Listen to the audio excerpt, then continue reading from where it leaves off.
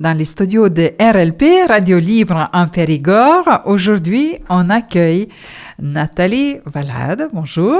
Bonjour. Présidente de chorale pop-rock Grande Phonie 24. Et Tadi Khalida. Bonjour. Bonjour. Vous êtes président d'une association qui s'appelle Périgord Afrique Développement. Vous êtes venu dans nos studios aujourd'hui pour annoncer un concert qui aura lieu prochainement, le vendredi 29 mai, à Périgueux. Concert de soutien. Nathalie, pourquoi ce concert? Alors oui, un concert de soutien tout à fait. Voilà, nous sommes la chorale donc Grande Phonie. C'est un groupe vocal constitué de 3 pupitres. Et nous reprenons des standards, on va dire, de la chanson pop-rock française et anglo-saxonne. Donc on a un peu l'habitude de se produire quelques fois dans l'année. Et là, on a choisi particulièrement de se produire dans le cadre d'un concert plutôt caritatif au profit de l'association Périgord Afrique Développement. Comment vous avez fait connaissance avec cette association qui œuvre en Dordogne et ailleurs, n'est-ce pas, Tadi Khalida? Oui. Racontez-nous votre rencontre et l'histoire de votre association. Alors notre rencontre, juste je vais dire un petit mot, Tadi, c'est une de nos choristes qui fait partie déjà de l'association Périgord Afrique Développement, bien évidemment, qui a fait le lien. Et puis, et qui nous a proposé d'organiser ce concert. Et puis, en fait, il se trouve qu'avec Tadi, on se connaît depuis très longtemps. Donc voilà, ça a été un peu des retrouvailles. C'est assez rigolo. Pourquoi cette association Périgord Afrique Développement était créée en Dordogne, Tadi Khalida? L'association a été créée en 2011. En fait, moi, j'habite la Dordogne depuis 2000. Il s'est fait que moi, je suis arrivé ici parce qu'il y a une guerre chez moi. Et depuis que je suis arrivé, cette guerre date depuis plus de 30 ans maintenant. Je suis arrivé ici en 2000, je me posais toujours la question comment je peux être utile aux frères et sœurs, aux amis, à la population, au pays. Et en 2011, avec un groupe d'amis périgourdins qui nous soutiennent depuis qu'on est arrivé en Dordogne, on a réussi à créer l'association Périgord Afrique Développement. Oui, votre pays d'origine, vous pouvez nous préciser? Mon pays d'origine, c'est la République démocratique du Congo. C'est un pays grand comme 4 fois la France, comme toute l'Europe occidentale. Mais c'est un pays en guerre parce qu'il y a beaucoup de... C'est un pays pauvre, alors qu'il y a beaucoup de ressources. Il y a tous les minéraux stratégiques pour les pays riches sont dans ces pays. Et malheureusement, les multinationales, c'est un pays qui est pillé, il est pillé de ses ressources. Et vous étiez obligé de quitter votre pays? Oui, j'ai été obligé de quitter mon pays. J'ai quitté mon village natal en 1997 et après j'ai quitté le pays en 2000. Et directement, vous êtes arrivé en Dordogne ou... Je suis arrivé comme étudiant. Donc j'étais à la faculté de médecine de Nancy où je faisais la santé publique. Et depuis 2001, je me suis installé à Périgueux. Et actuellement, vous travaillez dans le milieu médical? Actuellement, je travaille à l'hôpital de Périgueux. Je suis infirmier cadre au Congo, mais ici, je travaille comme infirmier à l'hôpital. Et cette association, c'est quelque chose que vous avez dit qui vous maintient en lien avec votre pays? Oui, on va dire, moi, je suis à l'abri de cette guerre. Je suis à l'abri de cette guerre, je suis en France, je suis libre en France. Mais je pense qu'on ne peut pas être libre tout seul. Hein. La liberté se partage. Hein. Donc la liberté engage une responsabilité envers les autres. Donc c'est ce que j'essaie de cultiver avec des amis périgourdins. Donc dans votre association, qui sont membres de votre association? Est-ce que c'est les amis, les ressortissants de votre pays ou... On est un groupe de périgourdins. On organise ça depuis 2011. Et on s'est focalisé sur la scolarité des enfants parce qu'au Congo, la scolarité est payante, sachant qu'avec cette guerre, à l'est du Congo, c'est le grenier du Congo, tout pousse. C'est un endroit où on a 4 récoltes sans engrais, mais les populations ne peuvent plus cultiver parce qu'à chaque fois qu'ils essayent de cultiver, ils sont menacés, ils sont pourchassés, ils sont violés, et c'est une catastrophe. Donc, au passage, ça a créé une grande catastrophe humanitaire. Et avec votre association, quelles sont les actions? Vous avez dit que vous voulez aider à scolariser les jeunes, mais comment faire ce contact? Comment communiquer avec votre pays d'origine? En fait, moi, jusqu'à l'année dernière, moi et mon épouse Antoinette, on y allait tous les mois de juin. On y passait un mois à l'est du Congo. Mais depuis l'année dernière, on ne peut plus y aller parce que l'armée rwandaise a carrément traversé et occupe l'est du Congo. Et du coup, depuis l'année dernière, on n'est pas parti au Congo, mais on est en lien parce que les enfants sont scolarisés dans mon école primaire et secondaire d'enfance. On scolarise 101 enfants à l'école secondaire. Ça nous coûte 10 € par mois par enfant. On scolarise 10 étudiants. On scolarise aussi 60 enfants à l'école primaire. Et moi, j'envoie l'argent aux prêtres sur place, qui sont gestionnaires de l'école, en fait. C'est pour ça que vous avez besoin d'aide de Périgourdin pour arriver à maintenir vos engagements? Chaque année, on a besoin d'environ 17 000, 20 000 € pour soutenir les enfants, les familles. En fait, il faut savoir qu'au Congo, on ne peut étudier que les enfants des riches. Parce qu'un enseignant, il gagne 50 € par mois, et encore, il ne les a pas tous les mois. Et un infirmier, c'est pareil.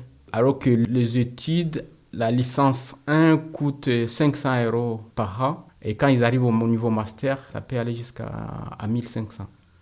Et nous, on soutient 10 étudiants. Vraiment, vous suivez leur parcours et leur scolarité, c'est ça? Oui, c'est très, très émouvant parce que c'est des enfants qui ne rêvaient pas d'aller à l'université un jour. Et on arrive à leur donner un peu d'espoir dans ces cas au Congolais. Les actions comme mène Chorale Pop Rock Grande Pony 24, c'est vraiment une aide pour vous. Et en même temps, c'est une possibilité de parler de vos actions. Oui, en fait, on a des bienfaiteurs, on a des donateurs, on a la mairie de Champsavenel qui nous donne la salle pour faire les repas congolais.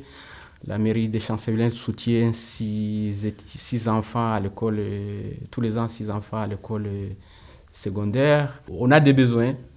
Et du coup, on essaie de chercher à gauche, à droite et d'autres opportunités pour continuer à pérenniser ce qu'on fait et qui sait pour augmenter le nombre d'enfants scolarisés. Nathalie, vous connaissiez l'action de cette association? C'est pour ça que vous avez voulu que ce concert sera un concert de soutien. Oui, complètement, parce qu'on s'est dit que c'est bien, enfin nous tous les ans on essaye d'organiser un concert caritatif, voilà, dont tous nos bénéfices partent pour la cause d'une association.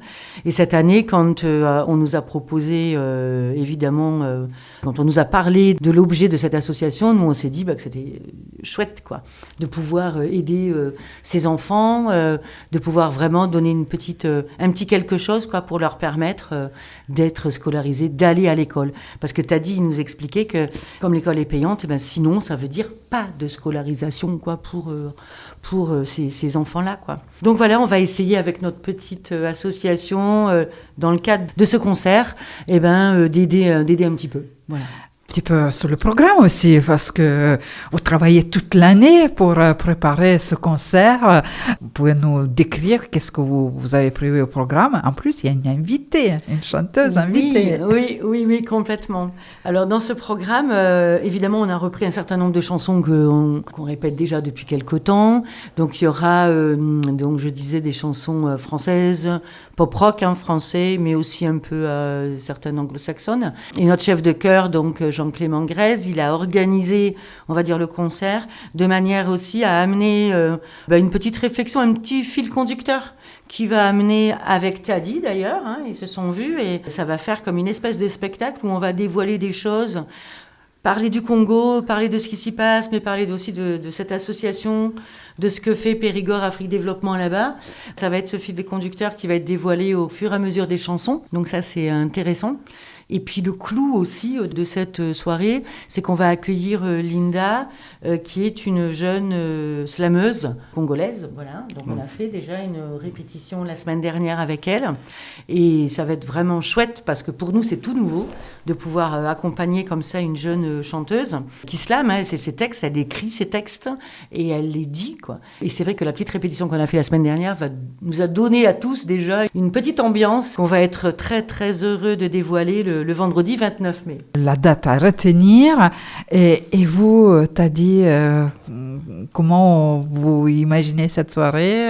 C'est une opportunité pour vous de parler de vos actions, de votre pays, de vos engagements? Oui, c'est une opportunité de parler du Congo, parce qu'en fait, la guerre qui se passe au Congo, c'est une guerre oubliée, les médias se désintéressent, les informations sont filtrées, et à chaque fois qu'il y a une opportunité pour parler de ce qui se passe au Congo, moi, c'est avec beaucoup d'émotion, c'est des occasions. Je vous remercie déjà, parce que les médias se désintéressent. Ça fait plus de 6 millions de morts. C'est un endroit où on utilise les viols comme arme de guerre, sachant que les multinationales, ils sont derrière et du coup, l'information ne sort pas. Et quand l'information sort, souvent, c'est des informations qui ne correspondent pas à ce qui se passe sur place, au fait. Mais c'est vous qui pouvez témoigner, c'est vous qui pouvez parler. Si vous dites qu'il n'y a pas d'infos, voilà, vous êtes là, vous pouvez...